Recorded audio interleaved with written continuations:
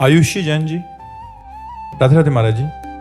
महाराज जी, मेरे पति ने जब से आपको सुना है तब से वो मेरी सुनते ही नहीं है। कुछ पूछो तो बोलते हैं तू सत्संगी नहीं है, मैं कुसंगियों का संग नहीं करता। नहीं, हम ये प्रार्थना करेंगे कि सत्संग का फल मंडन है, खंडन नहीं है। आप अपनी पत्नी को इतना प्यार करें जैसे भगवान को प्यार करते हैं। अगर आप हमारे सत्संगी हैं तो इसका मतलब ये नहीं कि आप पत्नी से विरोध भाव कर ले, नहीं, उसके अंदर भी भगवान है। अगर आप हमारा सत्संग सुनते हैं तो आप अपने पति से प्यार कीजिए, आप अपनी पत्नी से प्यार कीजिए, लेकिन उनमें भगवान की उपस्थिति मानकर। वो सत्संग नहीं सुनते लेकिन उनमें भगवान है कि नहीं, उन्हीं भगवान के लिए तो हम भजन कर रहे हैं। अगर हम अपनी पत्नी को दुखी कर देते हैं, पत्नी का तिरस्कार कर देते हैं, पत्नी की भावना का अनादर कर देते हैं, तो अंदर भगवान बैठा हुआ है। हम उस भगवान का अनादर कर रहे हैं। ये अभी सही सत्संग नहीं सुना उन्होंने। कह रहे कि हमारी लव मैरिज हुई थी, बट अभी कहते हैं मेरा लव केवल गुरुजी हैं।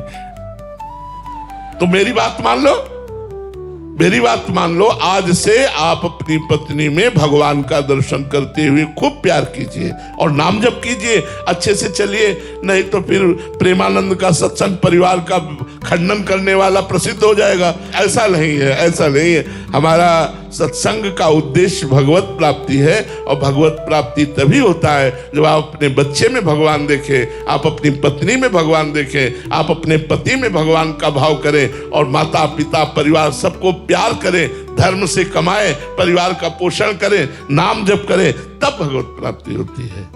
कृष्ण जी राजस्थान से, राधे राधे महाराज जी।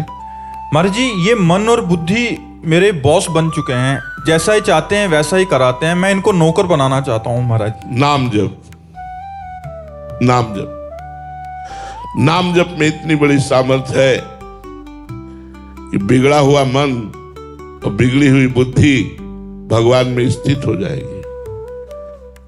जितना अधिक नाम जप करोगे उतने मन बुद्धि भगवान में लगेगा, क्योंकि भगवान का चिंतन ही भगवान में आसक्ति पैदा करता है, और संसार का चिंतन ही संसार में आसक्ति पैदा करता है। यदि हमारा मन बुद्धि संसार के भोगों का चिंतन, व्यक्तियों का चिंतन, पद प्रतिष्ठा का चिंतन, चमक धमक का चिंतन करेगा तो संसार में रहेगा।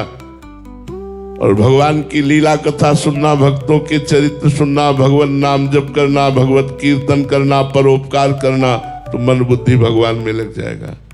तो सत्संग सुनो, नाम जप करो, शास्त्र स्वाध्याय करो, और मन को बार बार भगवान में लगाने की चेष्टा करो।